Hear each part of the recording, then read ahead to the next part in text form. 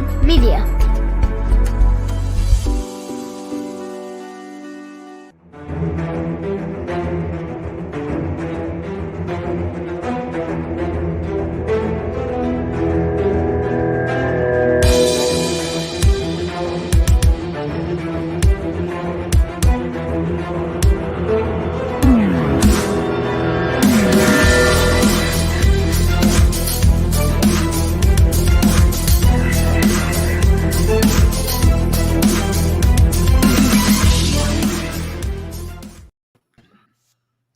Yeah, hello everybody, and welcome to another Kansas Missing and Unsolved podcast. It's your host Ricky Tabruggi with Derek down in Arizona again. How things going down in Arizona, Derek? What's going on, Ricky? Just hanging out, man. Here you about the same having here. A good day. Keeping busy. Never ends. Right. We have Andrea Lynn in the house from Junction City. Yep. Lisa from Junction City. Yep. Ellen Dotson from Leavenworth. Mm-hmm. Where's everybody from tonight? And there's Hutch and Hillsboro. Haley Parr and Hutch. Yeah. Rebecca Jackson's Slifer. Yeah. From Hillsboro. Hillsboro. I didn't know we had a Hillsboro, Kansas. Yeah. Shout it out to everybody where you're here from, so we know. Phillipsburg in the house. RJ Burgess. Salina in the house. Yep. Jessica K. Salina. Iola. Carolyn Yoakum, Iola. Wayne Knight, Ottawa. Double T out of the Salina over there. Yeah, my kid brother, yeah. Double There's T. Roxanne down there in Oklahoma. And Susan Smith. Eugene in the house. That's right by my old hometown of Elkhart. Cool. Norm from In the Free Zone here on Back Home Media is from Hugoton, so that's where he's from. Okay. Got Newton, Kim's in the house. Jason from Victoria, as always. Carrie and Olathe. Kelly Owens from Topeka. Thomas from the capital of Kansas, and proud of it. There we go. Mm-hmm. Shelly Brennan, Fort Scott. Krista is going to be from Manhattan. Melissa's from Wichita. Shelly Coles from Falls River, Kansas. Got a lot of people here tonight. This is awesome. Yeah, it's actually pronounced Olathe. What did I say? Olathe. Oh, it's Olathe. Okay. My bad. It's okay. And then we got Satana. That's right over there by my old stomping grounds, too. In Dodge City. I like Dodge City. And then we got Fort Worth, Texas in the house. Rebecca Adair is in the house. Awesome. Iola. Love when you had a stater show up. That's cool. Yeah, that's awesome when we get out there. We got Shanna from Wichita. And Bethany from El Dorado. Awesome. Cool. Good turnout. This is a real good turnout. We got a lot of folks here. Yeah. Be sure you guys are all sharing the show out there so we can get some more people in here too. Which, by the way, I looked it up today, and we have like 100 top fans that watch this show. Really? And I would be able to see who they are, except for we use a program that doesn't show us who the top fans are, but we know that you're out there. There's like 100 people that are considered top fans on this page. Bethany Jones from El Dorado. Yeah. Wichita. Melinda Ewan, St. Paul, Kansas. Olathe. Yeah. Olathe is full of crooked. Okay. Olathe. And don't forget Amy Rundell from Rose Hill. And then got Dave Sword from Pittsburgh. Start to say Pittsburgh. And Diana's here from Salina. So we got 3 Salina people in here tonight. Good deal. Salina, the whole town is here. Rebecca's from Junction City. We get a lot of Junction City people. Thank you, Andrea, for sharing it on your page. I'm greatly appreciated. We get a lot of Junction City people on there that come on the show and watch. I have not yet seen our YouTube representative yet, Trisha. I have not either. She might be sleeping. Starting to get pretty, or she's a Dallas Cowboys fan and she's still hurt. Yeah, that was not good. That was rough. Good. She's saying hi to somebody. Mondi's in the house. How you doing? Mondi's a top fan. Hello, fella. Hey, Mondi is a top fan. I saw that today. I wanted to take a screenshot at some of our top fans, but I'm going to figure out what's the best way to like showcase those people. Right. Christopher's here. What's up, Chris is here. Hey, Chris. This is awesome. Yeah. Well, we didn't have a ton of cases to cover tonight because, we did a show Thursday and it's just a quick turnaround to Tuesday. I think Ricky made 2 flyers this week. We got asked to make several flyers, but thank the Lord, the majority of the people we got asked to look for this weekend were found pretty quickly. So yeah. Ricky So didn't even have time to make them. Yeah, they got a hold of me while I was at work, and I told them I could get it made, but it's going to have to be after work. And I apologize for the delay. And before I got off work those days, they messaged me and said they were found, and I was like, "That's great to hear. I hope they're okay." And they said they are, and I said, "It's good. Glad to hear that they are okay." Andrew does not miss a show. We appreciate that so much. We appreciate that tons. Well, let's go ahead and get into the show, man. I'm going to play a quick video. Okay. And we'll be right back after this. You're watching the Kansas Missing and Unsolved podcast.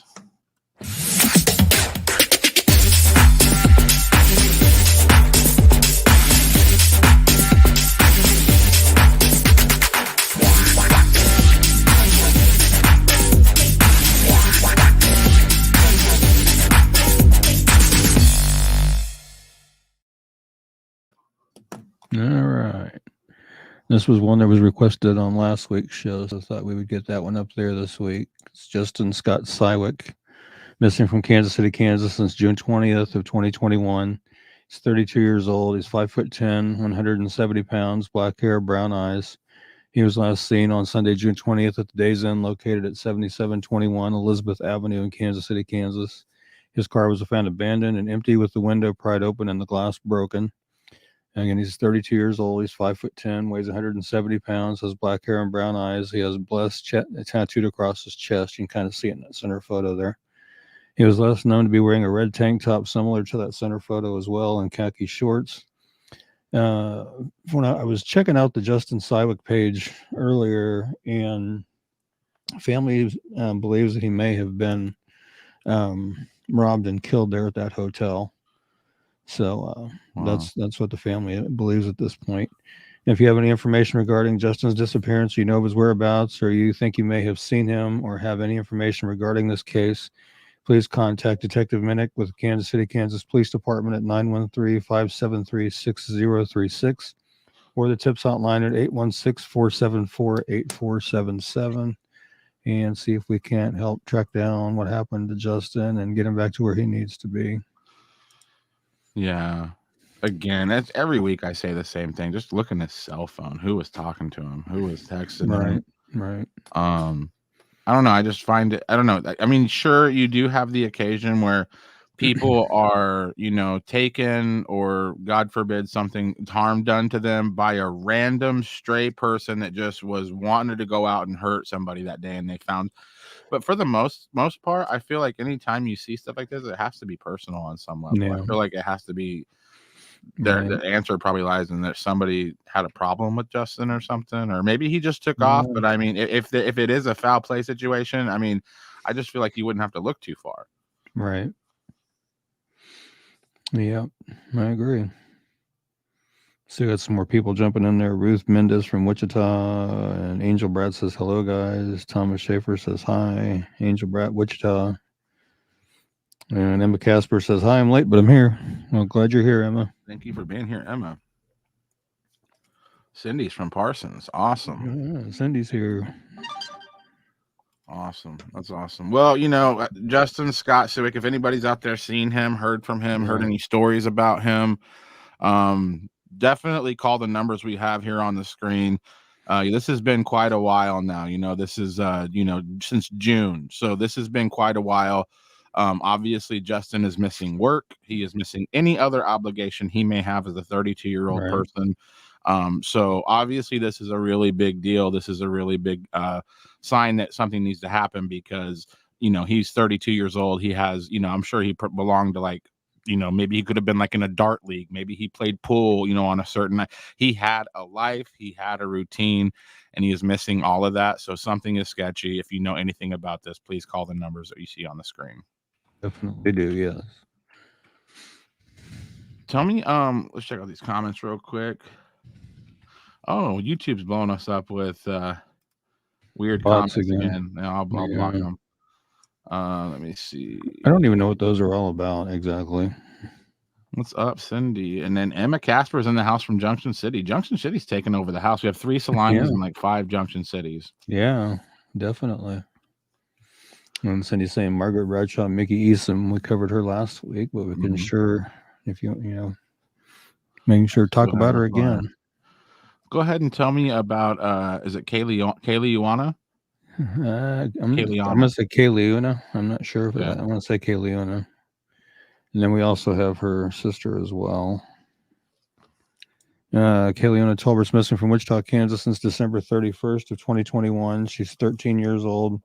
She's 5'4" to 5'6" tall, weighs 120 pounds, has brown hair and brown eyes.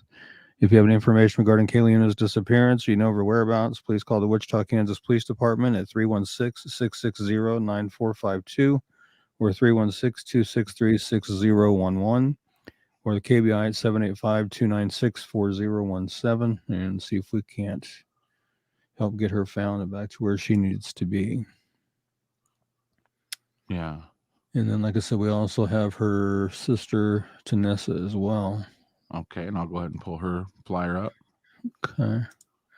And she's missing from Wichita since December 31st as well. She's 15. She's 5'4" to 5'8", weighs between 120 and 160 pounds, brown hair and brown eyes. Again, if you have any information regarding Tanessa's disappearance or you know of her whereabouts, please call the Wichita, Kansas Police Department at 316-660-9452 or 316-263-6011 or the KBI at 785-296-4017 and see if we can't get both those sisters found and back to where they need to be.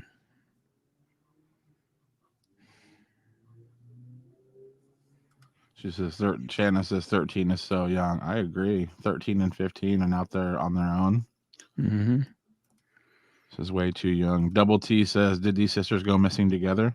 That I don't know. I was not given that information. I would assume that more than likely they may be, but I don't know for 100% positive on that one. Okay. All right. It's a great question. Yeah. And then it says, oh my God, please find the kids safe and unharmed. That's what I'm hoping to. This is just really terrible. Yeah. Okay. And everybody give Brandon some hearts. He's backstage battling these YouTube bots. We will not be pulled off the air. Talk about Michael Eugene Golub. Now, before we talk about this, I don't know, was it a year ago? Not even a year ago, maybe 8 months ago, 9 months ago, I had a phone conversation with Michael Golub's two sisters.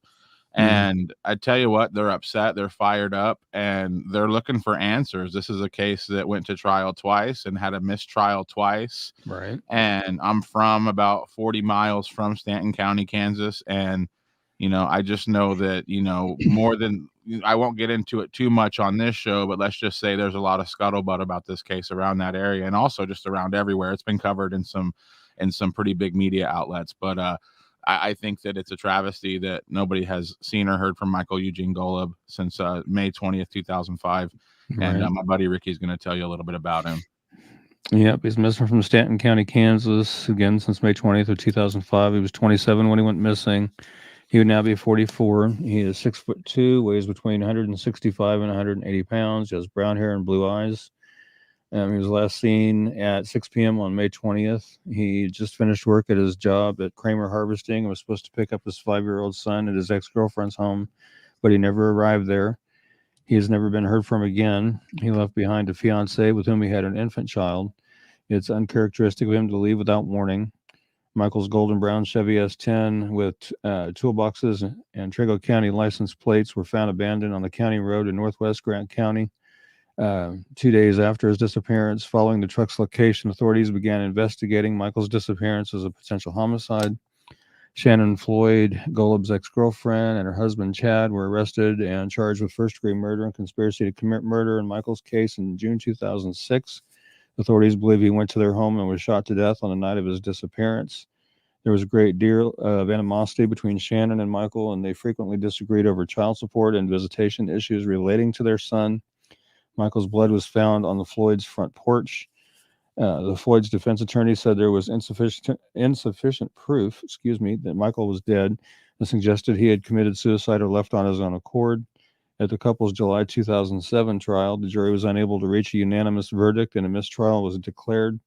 A second trial also ended with the jury unable to reach a verdict.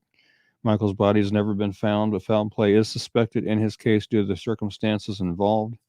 And if anybody has any information regarding Michael's disappearance or you know his whereabouts, please call the KBI at 800-572-7463 or 785-296-4017 and see if we can't help get him located and returned back to where he needs to be. And he has 2 kids that are essentially growing up without him, and he needs to be found.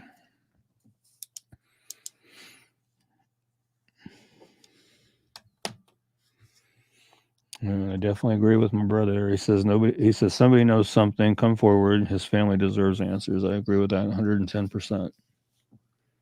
One thing I'll say when I learned from his sisters is his friends called him Mike. People around Kansas, because he's from California, people around Kansas called him California Mike. Oh, wow. And he drove around. His pickup that he had was an old milk truck.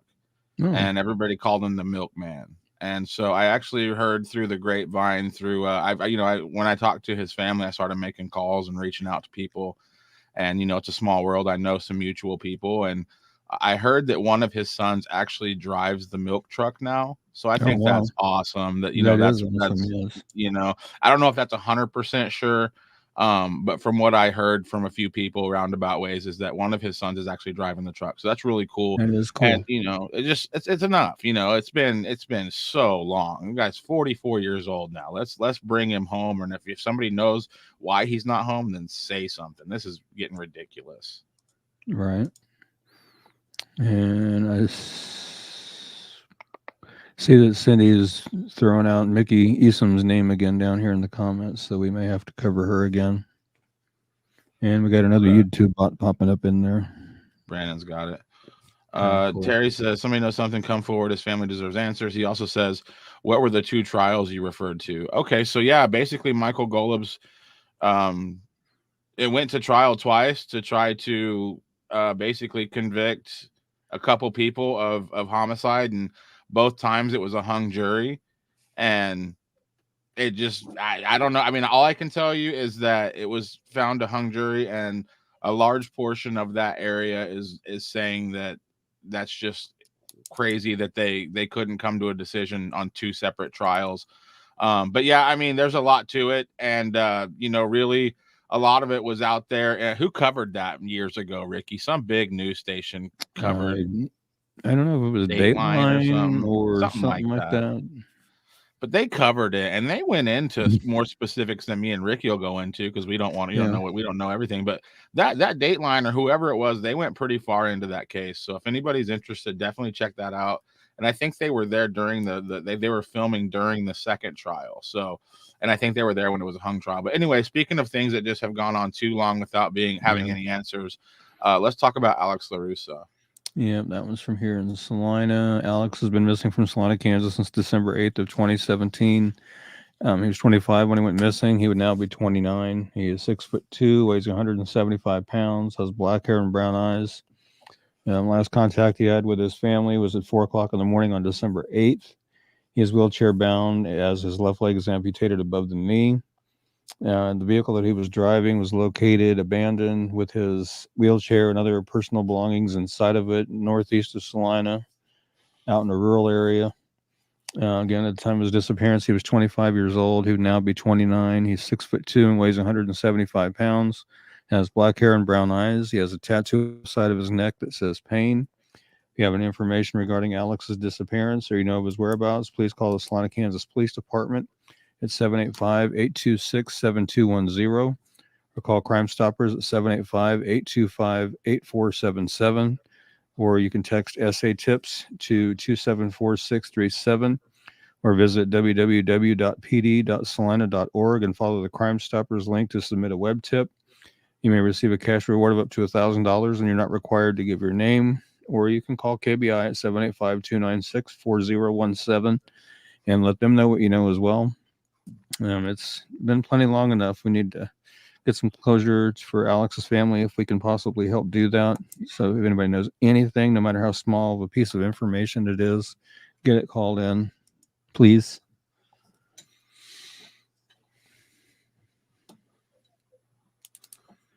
Yeah, Double T's has said this before. This case screams South Lake to me again. Somebody knows something. Yeah, especially with the vehicle he was in found abandoned with his wheelchair and other personal items in there. Yeah, definitely.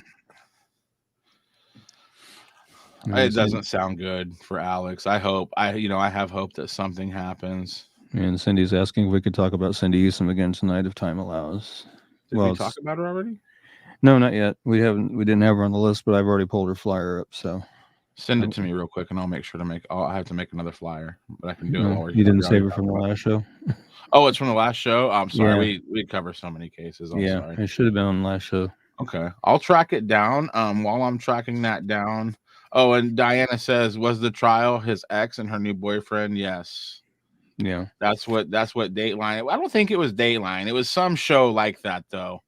But they were on trial. It was his ex-wife and her husband at the time. I don't even think they're married anymore though. So I don't know. I'm kind of hoping in that whole situation that with them being separated now, maybe some cracks will appear if they had anything to do with it. But I don't know. Yeah, it's a thing. So go ahead and tell us about Rachel Geraldine Pratt, and I'm gonna go ahead and pull that flyer real quick. Okay. And then we have Noreen Cook, whose son is Jeremy Cook, who was murdered November 19th of 2020. We covered him last week as well. Okay. So we can throw him up there again too later on here in a little bit. Okay. Let me get Rachel Pratt up here. She is missing from Garden City, Kansas since January 16th of 1995. She was 15 when she went missing. She would now be 42. She's 5'7", weighs 125 pounds, has brown hair and brown eyes. She was last seen watching a movie inside her family's residence in Garden City at approximately 1 o'clock in the morning on January 16th, 1995. She disappeared under suspicious circumstances and has never been heard from again. She left all of her clothing and personal belongings at her home except for her coat. 5 days after her disappearance, some girls claim to have seen her talking on a payphone with her 18-year-old boyfriend. They say she left the payphone with her boyfriend after asking the girls for a ride, then went into Dillon's grocery store. The sighting has not been confirmed, and her boyfriend denies having been with her after she vanished.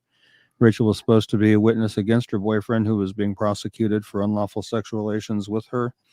Because Rachel disappeared before she could testify, the charges were dropped. They started dating when Rachel was a 14-year-old high school freshman, and her boyfriend was a senior.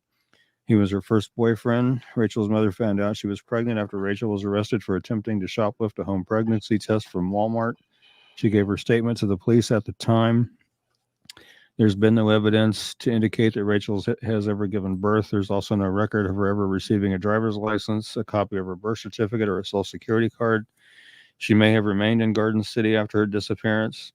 There have been no sightings of her in many years, but authorities remain hopeful that she's still alive. Rachel has 7 siblings. Her mother still lives at the same address and has kept the same phone number. If anybody has any information regarding Rachel's disappearance or you know of her whereabouts, please call the Garden City Police Department at 620-276-1300 or the KBI at 785-296-4017 and see if we can't help get Rachel found and back home where she needs to be. You know, there's a lot of theories about this because I used to live in Garden City. There's a lot of theories about this, and some of them are pretty out there. Which is, you know, it's always sad when something's so old and so known that there are like conspiracy theories about it.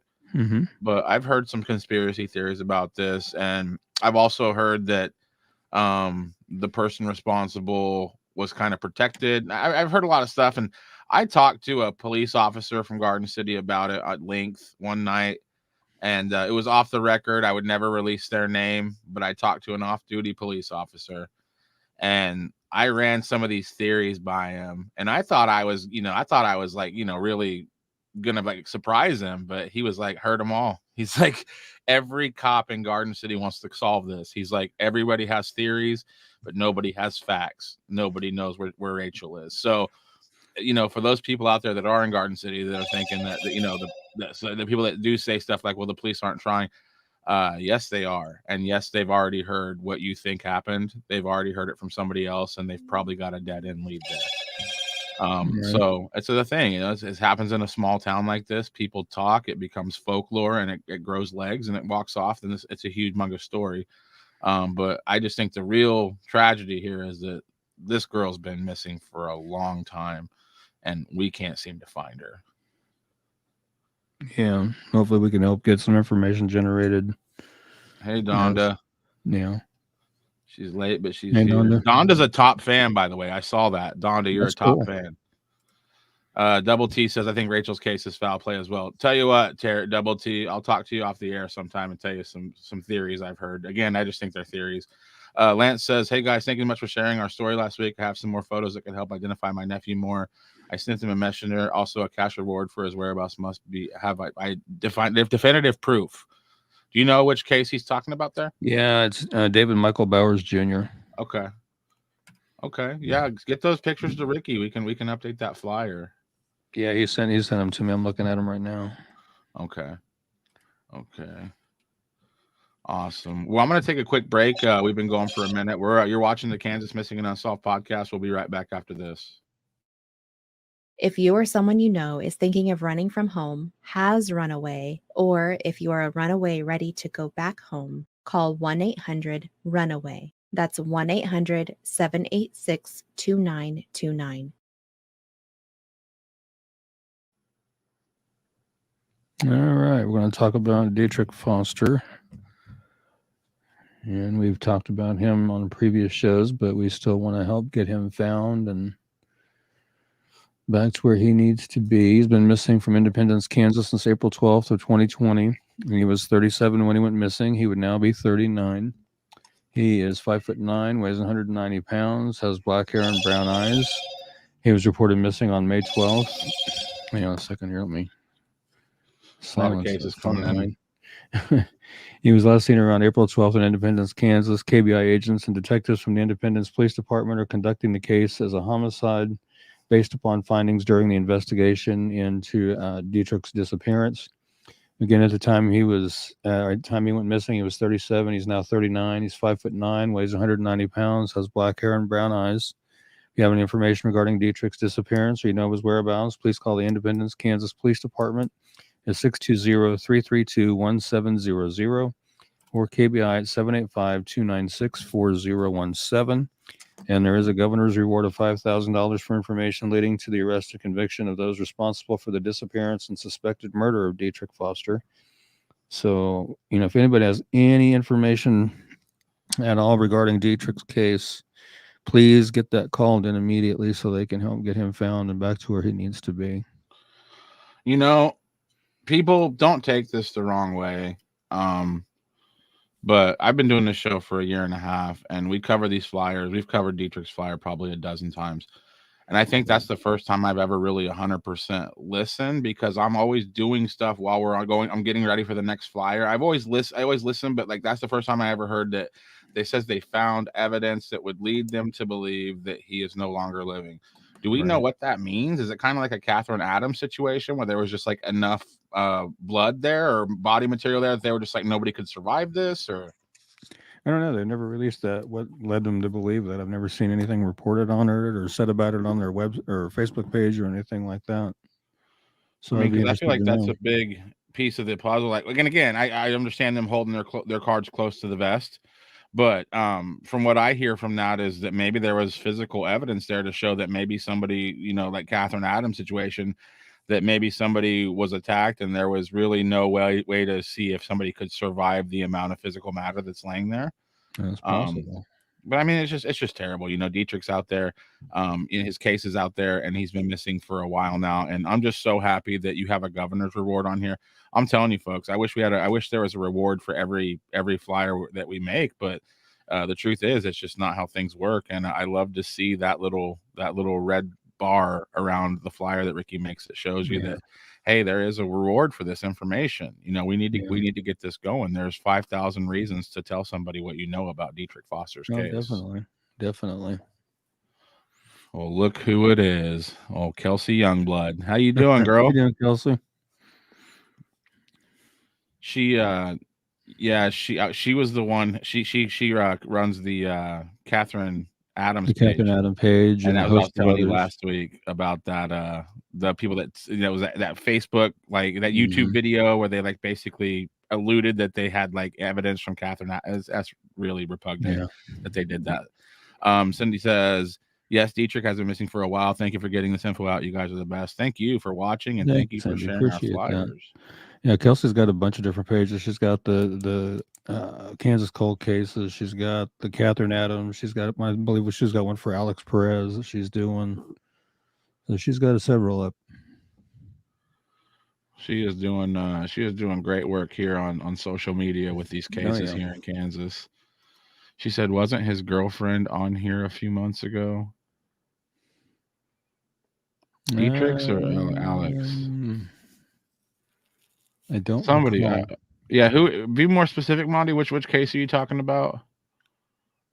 And then Kelsey says she's about to go to bed. She says that was bad. I'm glad it isn't her family. Yeah, exactly. Yeah, definitely. People that prey on these families. And you know what? I'm gonna say it, dude. Like, there's a level here where we're doing it. You know, where we're talking about missing and endangered people. People watch us. I understand. That's not lost on me that we're doing a show about this subject matter.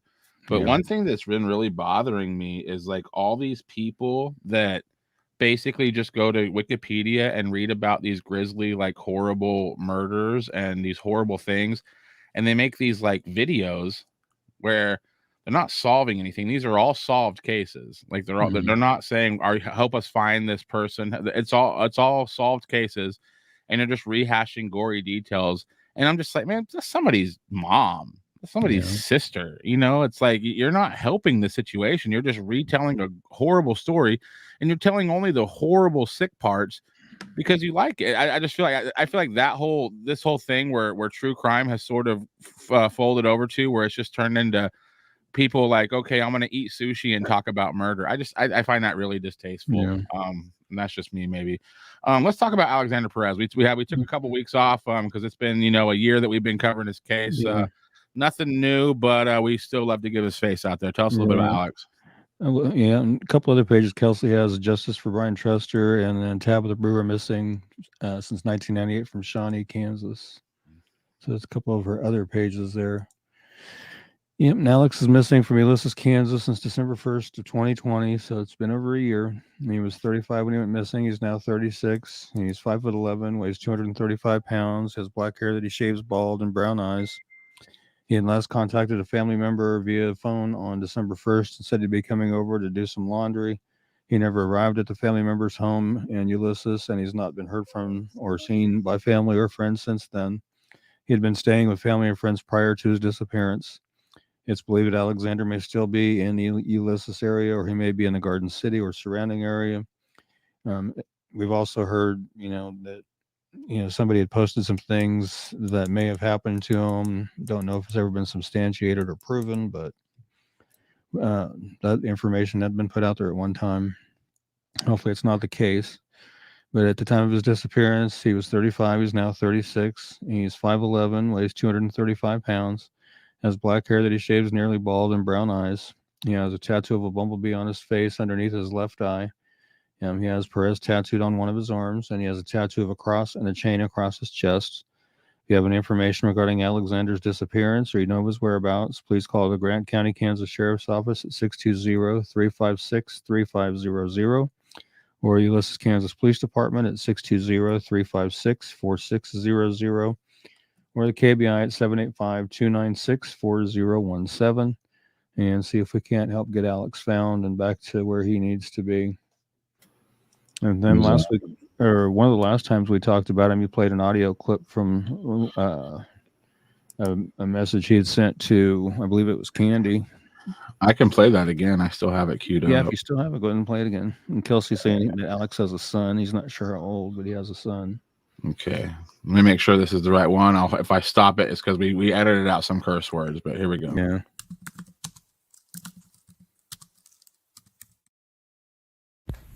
I don't know, man. I'm supposed to be going back early morning to go get some shit and then go get some other stuff down there and bring it back down here, but I don't even know, man.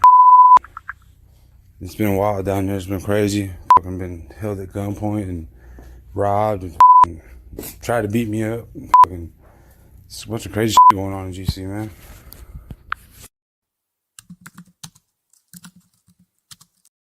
So, yeah, that was sent out.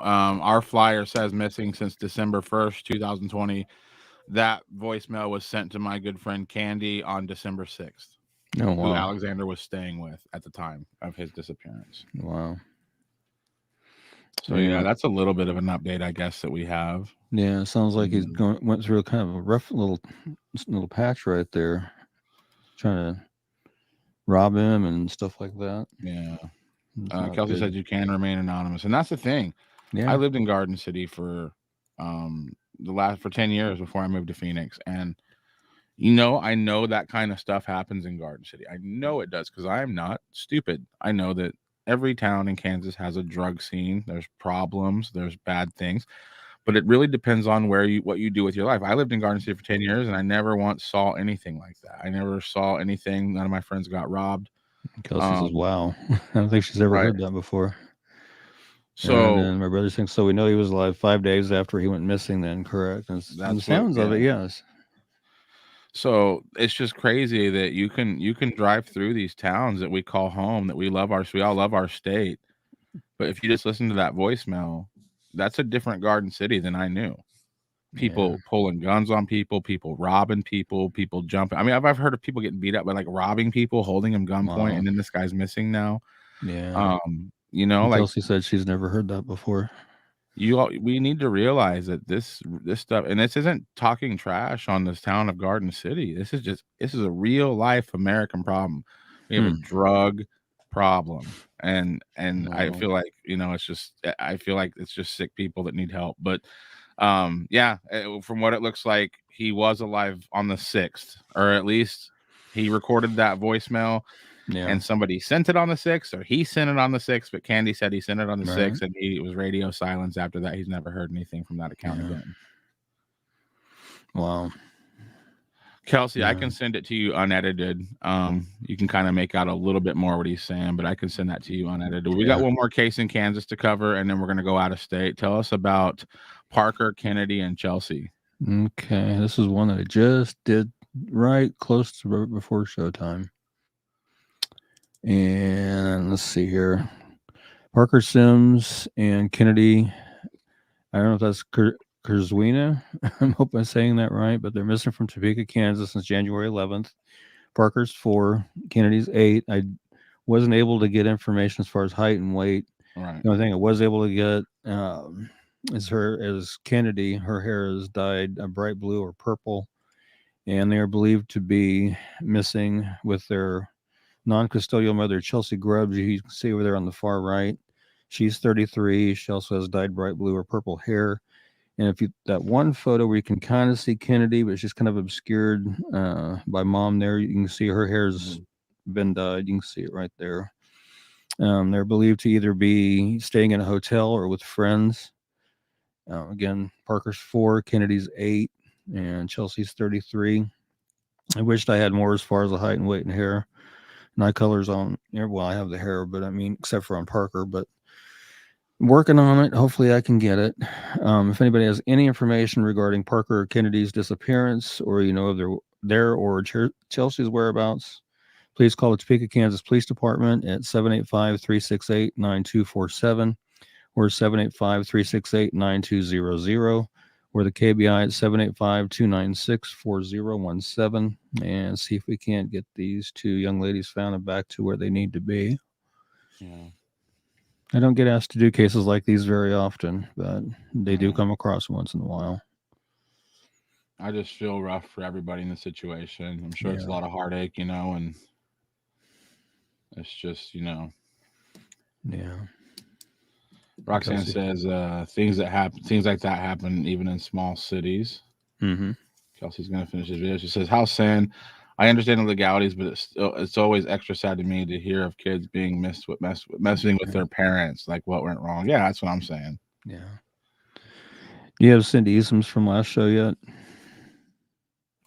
Yeah, I do. Yeah, let's go ahead and do hers real fast. Okay, go ahead. Yeah, okay. And Cindy Isom, 33, she was found with multiple gunshot wounds to her head in the Card Creek near Elk City, Kansas on the morning of December 7th, 2017. She died a short time later. Hunters in the Card Creek camping area called Sheriff's Office to report what they thought was a body floating in the water less than a mile south of the boat ramp. Sheriff's deputies and paramedics from Independence boarded the hunter's boat and recovered the body. Montgomery County Sheriff's Office and the KBI continue to search for whoever is responsible for Cindy's death. Cindy was seen in Baxter Springs, Kansas, 3 hours before she was found shot, according to a news release. Investigators think she was in Miami, Kansas, a few hours before being seen in Baxter Springs. If you have any information regarding Cindy's death, please call Montgomery County, Kansas Sheriff's Office at 620-330-1000 or the KBI at 785-296-4017 or their 1-800-572-7463. And again, there's a governor's reward of $5,000 for information leading to the arrest and conviction of the person or persons responsible for Cindy's death. So hopefully we can get some information generated and help point investigators in the right direction of who did this to Cindy. Yeah. Definitely need to be found. That's for sure. Love that governor's $5,000 reward. Yeah. And what we got here? Kelsey saying how sad. I understand the legalities, but it's always extra sad to me to hear of kids being missing with their parents. Like, what went wrong? Yeah. And Cindy is saying Cindy has kids who never knew what happened to their mom. Jeez.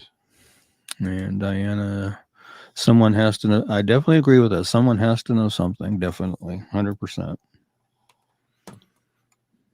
Esther's here from Greensburg. Esther Unruh. What if it's any kin to Christopher Unruh? That's watching tonight too.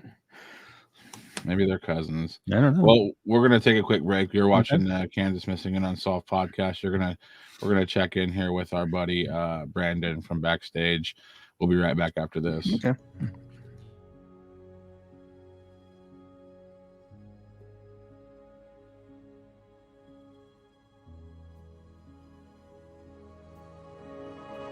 Hi, this is Brandon, producer of the Kansas Missing and Unsolved podcast, and today I want to talk about one of our outstanding cases, Colton Ross Barrera.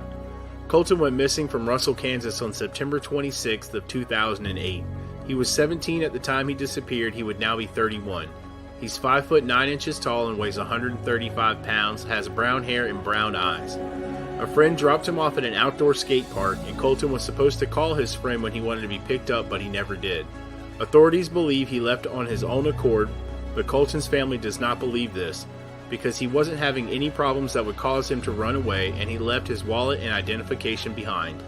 Recent information suggests that Colton may have been killed and his body hidden. Colton's case remains unsolved. If you have any information regarding Colton's disappearance or you know of his whereabouts, please call Russell County, Kansas Sheriff's Office at 785-483-2151 or the KBI at 785-296-4017 or the FBI at 816-512-8200. And let's work together and get Colton back home.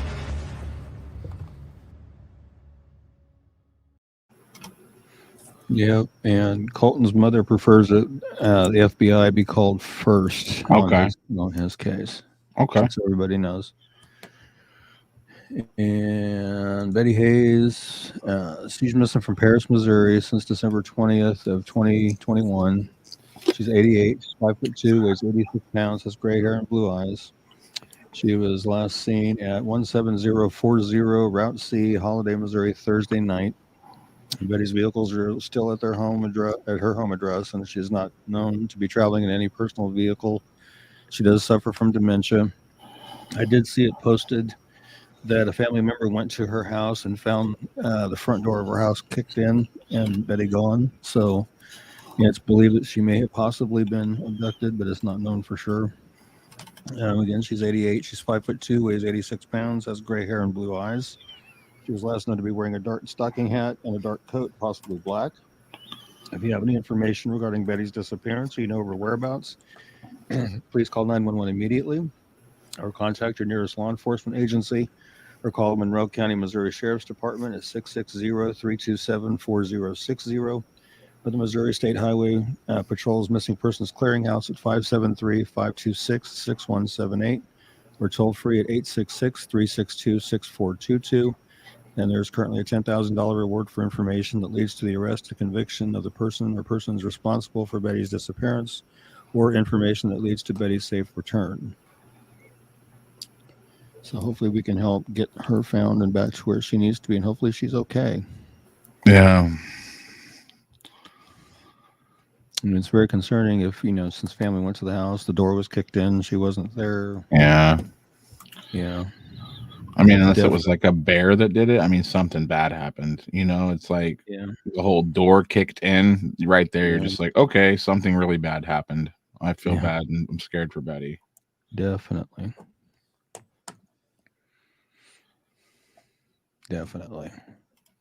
She says when she was seen in Baxter Springs, was she alone? And I was referring to Cindy Isom. That I do not know. Maybe Cindy might have some information on that. Right. Yeah, maybe Cindy. Yeah, let us know. Says Catherine Adam, Dana, Amy Huffer's mother both passed away last year without even knowing what happened to their dog. Yep. Yeah. That's tragic. Is Betty's case believed to be foul play? I asked due to the reward being off. That's what I'm thinking. Anytime there's like a $10,000, somebody, they're like, what do you guys know? Well, yeah. Like I say, with the information about the door being found kicked in and her being gone, I don't know. It's a scary situation, that's for sure. Diane says, I wonder if she wandered off, especially with dementia. A lot of that happening as well. Yeah. Maybe the door kicked in from another issue. Yeah. I mean, it could be. I mean, it's just usually if your door's kicked in, you call the police. So that to me, it just means like, did she call the police and say, hey, somebody kicked my door in, or did she lock herself out and kicked her own door in? I mean, she looks, like to be like she might be a little older, so I don't see her kicking her own door. I don't know. It's just a little sketchy to me. Scott Masterschmidt says, we stopped at the gas station on the east side of Baxter Street for drinks before coming back home. On how long ago? Well, she was found December 7th of 2017, so it would have been prior to December 7th of 2017. Okay. Angel says something sounds funny about Betty's case. No, I don't know if Cindy was alone, the flyer may say. No, the flyer, wasn't able to get that information, so I don't know. Okay. Why was she by herself? Don't know that either. Keep the comments coming. We do have Cindy in here. She has maybe some more information than we have. Yeah. We just have the flyer, but we're very appreciative for Cindy being here. And helping dementia living alone. Yeah.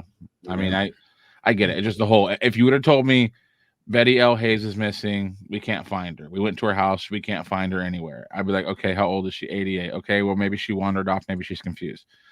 But if you say, hey, I'm here, Betty White's missing, I'll be like, okay, what do we know? Well, her door was kicked in. I'd be like, crap. You know what I mean? It just makes me feel scared if somebody's door is kicked in. But again, we don't know anything. Maybe she wandered off. Maybe somebody kicked her door in looking for her. I'm just saying the door kicked in is kind of a little sketch to me. Tell us about Dana Jane Bruce here. All right.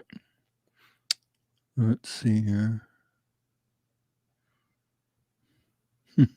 Sedalia, Missouri. Yeah, I got to pull it. I didn't get that one pulled for some stinking reason. So let me go grab it. I thought I did, but I didn't. My bad. Let me grab it. And we did this show for a year and a half before we started putting the contact numbers on the screen because I'm not intelligent. But I want everybody to know that Ricky covers these flyers. These are all flyers that you can pull directly from our Facebook page and soon to be website that we'll talk more about in the coming weeks. But you'll be able to, all of our flyers are on those on that source. And we wanted to make sure at the bottom of the flyers, of all the flyers we show, unless it's an old one that we just pulled from an old archive, it will have the contact information. And if we have a case number, it will have that. So feel free to take screenshots if you've seen some of these people, or again, go to our Facebook page. Tell us about Dana Jane Bruce. Okay. She's missing from Sedalia, Missouri. Since October 4th of 2008, she was 23 when she went missing. She's now 36. She is 5'2", weighs 98 pounds. She has brown hair and green or hazel eyes. She was last seen at her children's babysitter's home in Sedalia. She had left the children there earlier that day so she could go out for the evening. She returned at midnight and gave the babysitter more money and asked her to watch the children for the rest of the night. Dana was seen at Malone's Bar on Main Street with a young man driving a late model red Ford F-150 truck earlier on the night of her disappearance. She left with the man at 11:30 p.m. Police have identified the man that Dana was with that night. He had traveled to Atlanta after her disappearance, and police questioned him about Dana's after he was arrested there on unrelated charges of marijuana and possession and driving on a suspended license. Authorities haven't named him publicly, but they are calling him a person of interest in her case. He told his questioners that he and Dana parted ways after they left the bar, and he never saw her after that. She left all of her belongings behind, including her hairbrush and toothbrush, and she doesn't have credit cards, debit cards, a checking account, a cell phone, or a car. Again, at the time of her disappearance, she was 23. She'd now be 36. She's 5'2", weighs 98 pounds. She has brown hair that was colored brown at the roots and black at the ends with red highlights. She has green or hazel eyes. She was last known to be wearing a black shirt with the word Rebel in silver lettering on the front and blue jeans. She has a tattoo of a teddy bear with wings and the name Dylan on her upper left arm. She is blind in her left eye. She has a 2-inch scar along her lower spine and a staple scar on her right shoulder. Her ears are pierced 1 time each. If you have any information regarding Dana's disappearance or you know of her whereabouts, please call the Sedalia, Missouri Police Department at 660-827-7823 or 660-826-8100, or the Missouri State Highway Patrol's Missing Persons Clearinghouse at 573-526-6178, or their toll-free number is 866-362-6422.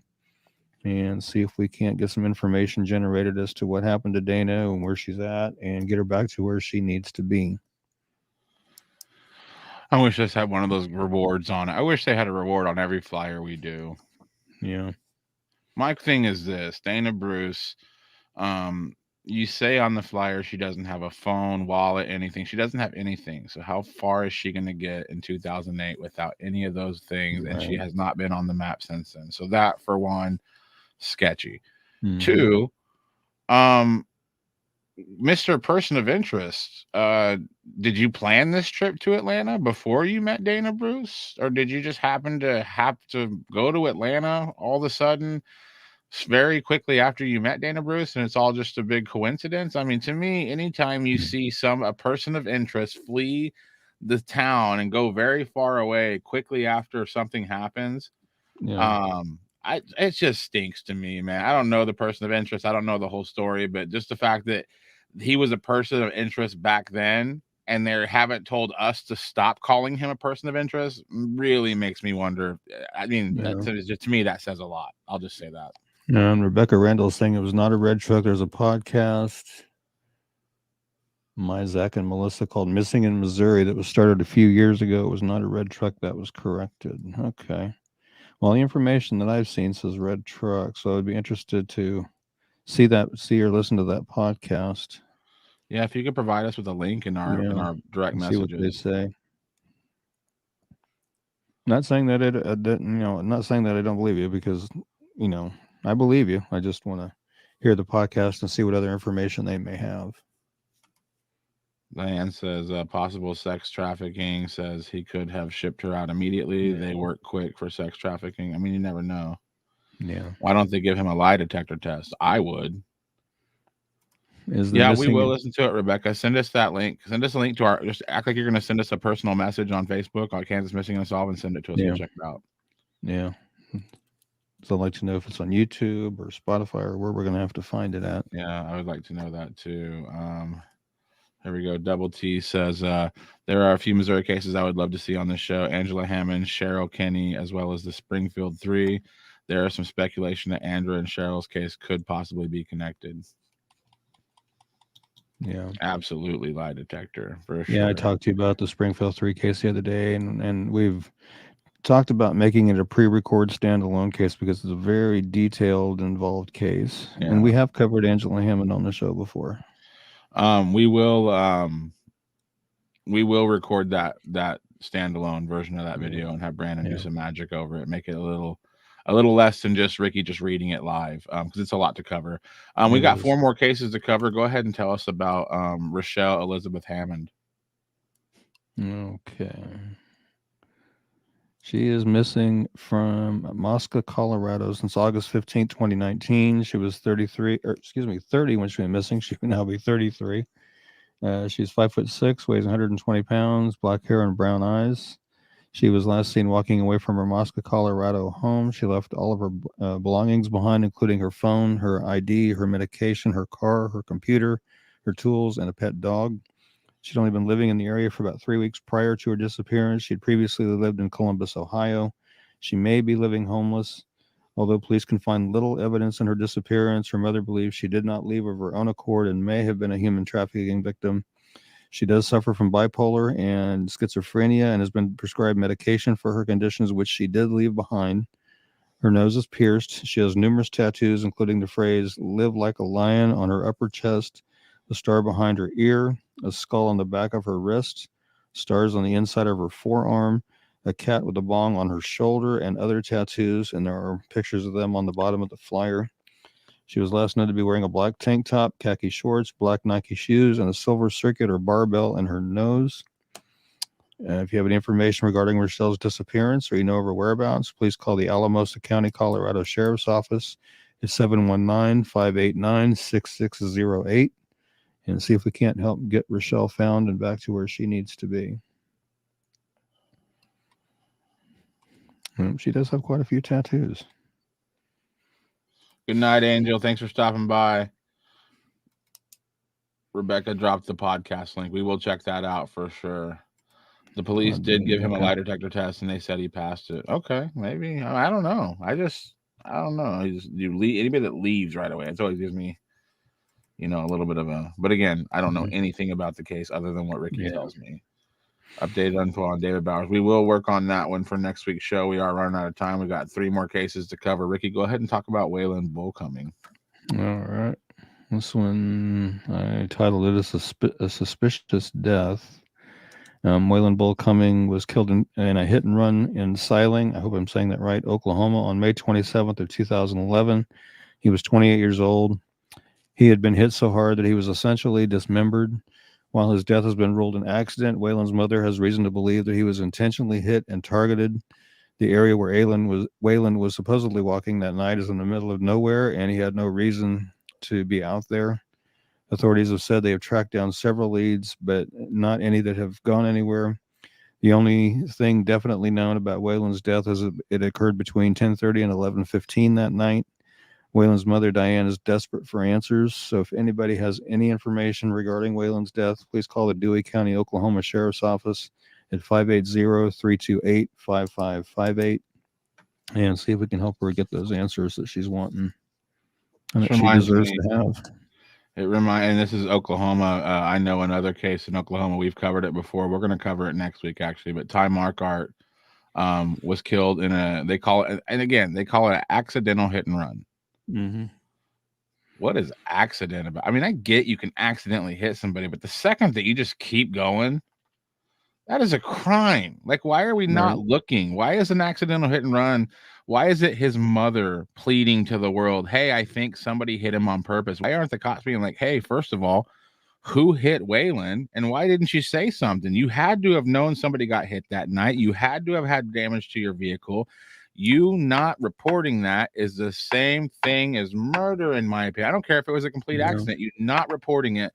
And I do not see how in Oklahoma they just stop investigating whenever they say accidental hit and run. Somebody hit them on accident. What are you talking about? Somebody destroyed their car and had to go to a body shop and probably tell people they hit a deer. And in reality, they took somebody's life, and they could have been drunk. They could owe jail time. If they were sober and it was the person's fault, that's a different story. But there's so many, you hit somebody with a car. I don't care, accident or not. You don't stop and you don't tell anybody what you did. You're a bad person. Okay. Yeah, I agree. My thinking on it, though, is it happened between 10:30 and 11:15 at night. And it sounds like it was out in the middle of nowhere, so there probably wasn't a lot of road lights out there on the road. So driver probably didn't see him until it was too late, more than likely. But like you said, as soon as they drove away and didn't stop and call authorities, then it became a crime. Yeah, and that's again, and they might not have even known. How many people? I'm saying you hit something on a dark road in the middle of the night. Who knows what you hit unless you stop and go look. Right. But you very well could be like, I just hit a deer. But unless you were just traveling through that country or that little middle of the road in the middle of the night, and you never traveled that road before, and you're just passing through town and you're never coming back. These people drive these roads. You would hear that there was a death on that road. You would remember, okay, I hit something last night. The second you don't report that, the second you know that, somebody got hit right there and my truck's messed up or my car's messed up and I think I hit somebody that night. That's a crime.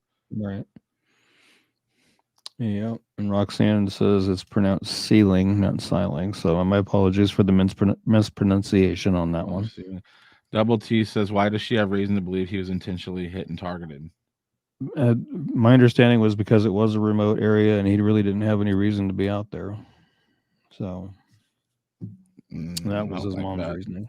I think I'm not saying put somebody in the electric chair, but you still find out who hit this kid. Yeah. You still find out if somebody has to be. I'm not saying put them in prison, but you have to find out who hit that person and didn't report it. Go ahead. Mondi says vehicular homicide and failure to report as an accident. Isn't that a felony? I mean, it should be. I think it would be. And then Terry's saying if he was hit hard enough to be dismembered, the vehicle would have to have been severely damaged. It shouldn't be hard to spot. And maybe investigators need to check with local body shops in the area yeah, good points on all of that. I agree. I mean, this is the thing.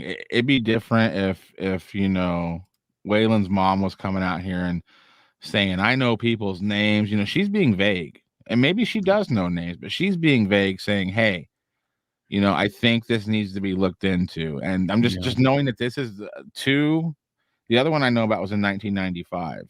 And I know another kid.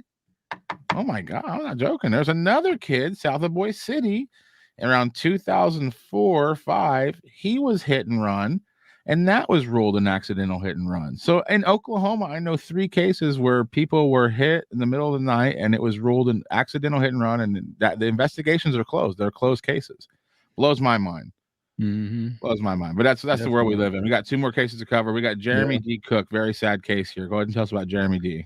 Yeah, I mean, you would think, going back to my brother's point there, I mean, yeah, you would think there would be grill damage, possibly fender damage, windshield damage, maybe even a side mirror ripped off of the car. I mean, you ever just hit a bird hard enough that it like broke your windshield? I mean, it's like you hit something.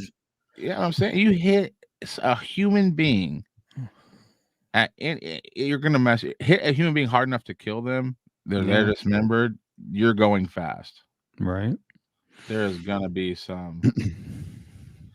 Yeah, and then Brandon says if you ever hit a deer, you know it's a deer because there's fur, not skin. Exactly. Right. And really, at the end of the day, what it boils down to is unless you're living under a rock and you hear through the scuttlebutt through 2011, you don't have any excuses. 1995, it's all people talking to each other, but 2011 you don't have any leg to stand on. You saw on social media, it was on Facebook that somebody got hit on that road and they didn't know what happened, and you knew your car was messed up. I just think that's messed up. Anyway, tell us about Jeremy D. Cook. We are running out of time here. Initially we did his as a missing person, and then this occurred on November 19, 2020. A citizen called 911 after finding a 2006 white Jeep Grand Cherokee. The last vehicle that Jeremy was known to be seen in the 7300 block of East Bailey in Wichita. They found Jeremy inside with a fatal gunshot wound. The investigation is ongoing, but police say the shooting was not random and no arrests have been made.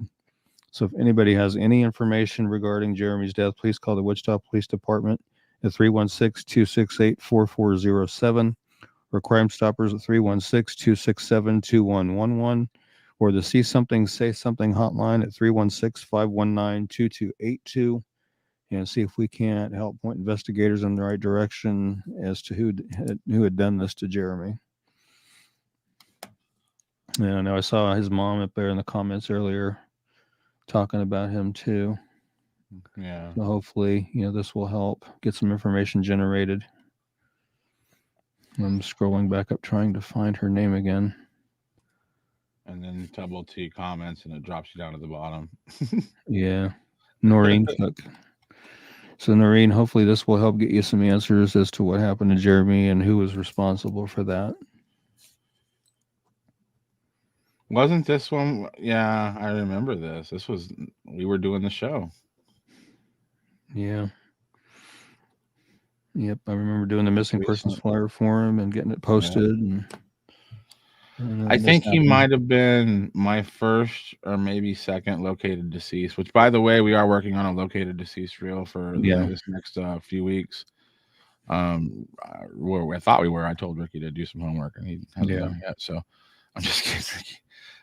Says, hard to believe the vehicle was still operable after hitting someone that hard, perhaps a large vehicle such as a truck, SUV, or even a semi. Yeah, I just feel like unless you were so drunk or messed up on some kind of drug, you don't remember hitting something. That's your only excuse. But then you still need to be in jail because you were so drunk you hit somebody and didn't realize it. Right. Last case of the night, then we are going to play a located safe video we have for you, and then we're going to talk to Brandon for a minute and get out of here. Okay. Go ahead and tell us about Kaiden Smith, our show title. Another one that I did today as well, and another one titled Suspicious Death. This one was on April 29th, 2020 in El Dorado. Police officers were dispatched to an address on South Star Street in El Dorado for a report of a 14-year-old Kaiden Smith with a gunshot wound to the head. Kaiden was later pronounced deceased at a local hospital. Through the initial investigation, it was discovered that several juveniles had burglarized an abandoned house where firearms and ammunition had been discarded. One of the firearms stolen was used in the fatal shooting. It was initially reported to investigators that the shooting was a possible suicide. However, with the information from Sedgwick County Medical Examiner and tips from the public, the death has been ruled undetermined. Investigators have continuously followed up leads provided by the community and have received assistance from the local, state, and federal law enforcement agencies. This case has remained open since the shooting has occurred, as it has yet to be resolved. The El Dorado Police Department would like to thank the public for all their tips received and can assure you they've been actively following them up on these leads. They're once again asking for their community's help in identifying what happened on April 29, 2020. Unfortunately, this is all the information they can release at this time without parental consent. Anyone with information that will lead to the arrest of the suspect or suspects could be eligible for an reward of up to $1,000. Please leave a tip at Crime Stoppers at 316-321-1080 or the website www.p3tips.com/community/mobile/index.htm or download their app and submit your tips through their app as well, and see if we can help nail down exactly what did happen to Kaiden that night and who may have been responsible for it, and help his family get some answers that they need and deserve as well. Kaiden was 14.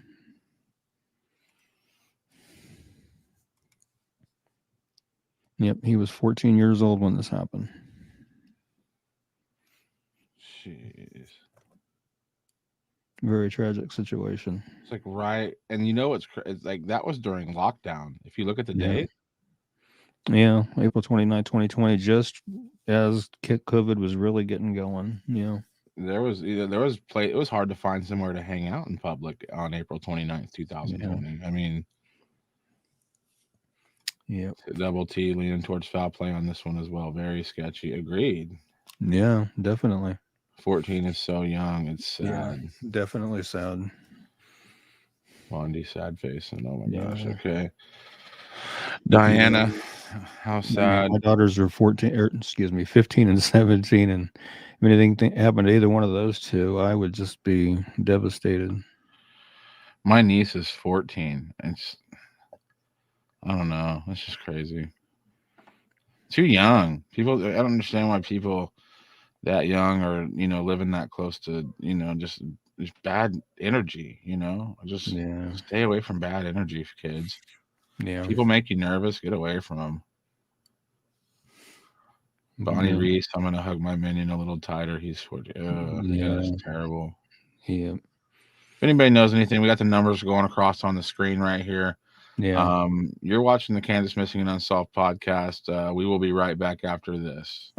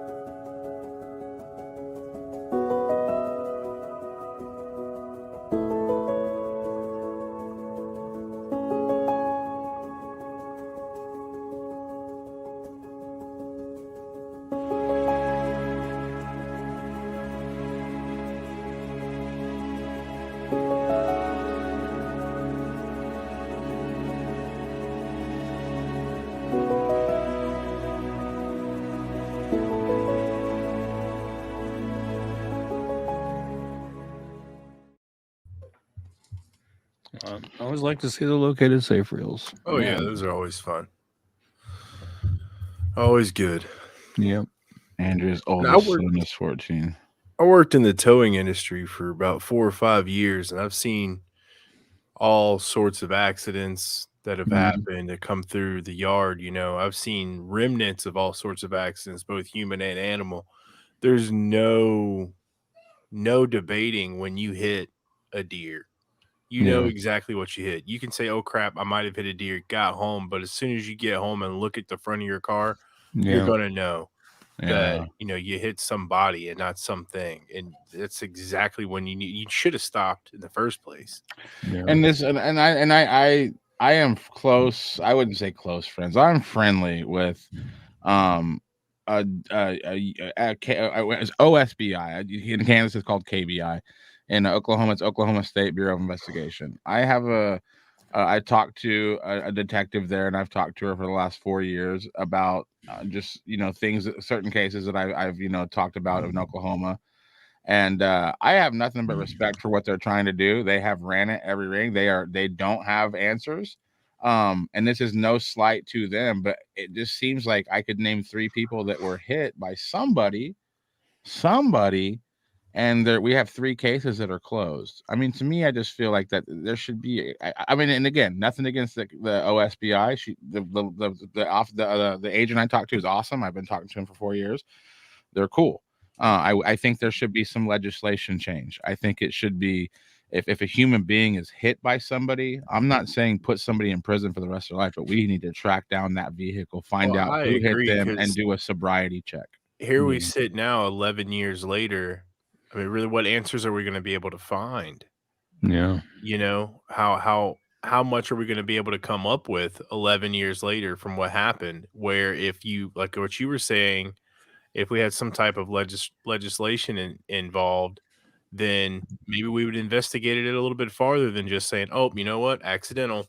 Wash your hands of it. And again, nothing but respect for the authorities, but I feel like it's a little.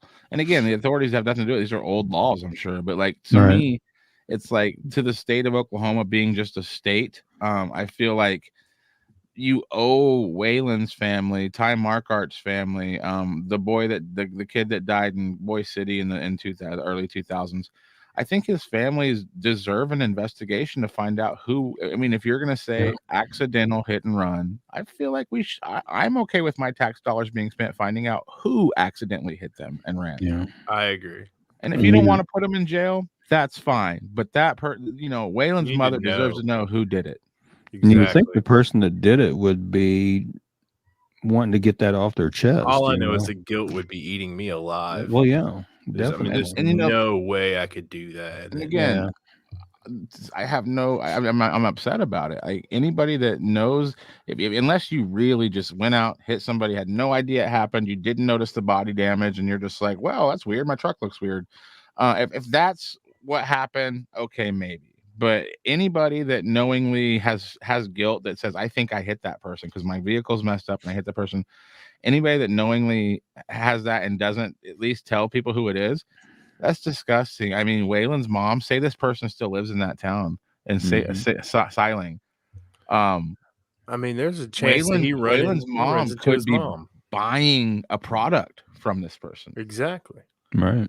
That's disgusting. I don't like that at all. So I feel like that, if I'm gonna talk to my OSBI friend and be like, hey, who do I talk to try to get some like legislation written to where accidental hit and runs aren't just, you can call it an accidental hit and run all you want, but you need to investigate it. You need to find out who at least give it some sort of time frame. You know. I was reading a comment you sent me the link to the post on him, and I was reading through the comments, and his mom did actually comment, and apparently she has 3 boys, and he was the youngest of the 3 boys. So. See, this is Diana she says, I know somebody who hit a pedestrian with a semi on a highway, and that didn't dismember the victim. That is so weird. Seems sketchy to me. Bonnie Reese says, there's no way that could be an accident. I almost feel like he was hit repeatedly. Ty Markart wasn't dismembered. I mean, I guess you could say that, but it looked like. I mean, it just depends on the level of dismemberment. I mean, could he have hit him in the leg hard enough to knocked the lower half. I mean, I hate going into trying to go into details, and it just feels like we're going on those things. But you kind of have to, though, because and I'm sure that Wayland's mom, you would be like, I would hate to talk like this around you. She would be like, say it. My mind's already there because I have she has no answers. So you have to. But I really think that, you know, if somebody's dismembered, you're right. Really, really, really big vehicle going at a large speed. Freak occurrence where he just got hit just the perfect way where there was dismemberment, or he was hit multiple times. And again, who hit him? And why aren't we looking? Right. Oklahoma, go look for these people. I'm not saying put them in prison. He could have been just hit, look for them. then laid in the road and been ran over again. Yeah. You know, and somebody just didn't know what they ran over. That could be. Well, this has been a great show. We're gonna work on a located deceased reel for the next couple of shows. We'll have that. We'll have a brand new located safe next week. It is going to be our long break off. Real quick before we get out of here, I wanted to address something because if you're a watcher of this show and you watch the whole thing or you listen to the podcast, you've noticed on the past like 4 or 5 episodes, at the end of the show, Ricky says a prayer. I was thinking about that the other day. I just want to make sure that nobody feels excluded when that happens. And I'll just put it out there. I don't know what I believe in, folks. I have no idea, but I know that, and I probably don't share the same faith that Ricky does, and I'm pretty sure Brandon doesn't either. But at the end of the day, when I know that it's important to Ricky, and I know that it means a lot to Ricky, and to me, I feel like we're talking with the subject matter we're talking with. If Ricky wants to say a prayer for these people that are missing, and they don't have a voice to fight for their justice, what is that gonna hurt? You know what I mean? No, Derek, I totally agree with you, man, because I share almost your viewpoint. I don't really know exactly what I believe, but I do know that I believe in Ricky, and Ricky does a really good job with this show. And I know that there's people out there who find a lot of comfort in that. And I feel like if there's anything that's going to help you get through this life and make you feel a little bit more comfort, I'm not against that. You know what I mean? Especially if it's not hurting anybody. And saying a little prayer is not hurting anybody. Right. And if you're out there watching this show and we start, and you know, Ricky does his prayer and you see me and Brandon do this, and I don't close my eyes. I just put my head down. I'm respectful. And I'm like, if this works, I'm in. If this works, I'm in, you know, like Ricky says it works, I'm in. But if you're not into that, you know, you can bow out early. And again, it has nothing to do. It's just Ricky would like to do that to basically, you know, help out with how he does things. So Ricky, let's go ahead and have our prayer, and we want to thank everybody for hanging out with us tonight. Ricky, go ahead. Definitely thank everybody for being here. It means a lot to me and to the rest of the guys and to the families of the missing, that we share this stuff and get it passed around to hopefully the right ears and the right hearts. But Heavenly Father, thank you for bringing us together again tonight for another show. And as you know, we prayed in the past, you know, pray that the show reaches the right ears, the right hearts, to do the right thing and speak up and get the answers and bring the closure to these families of the ones that were taken from them violently, and bring the missing home safely. And again, you know, we pray these things in your name, Heavenly Father. Amen. Amen. Amen. If you or someone you know is experiencing a suicidal crisis or emotional distress, please call the National Suicide Prevention Lifeline at 1-800-273-8255.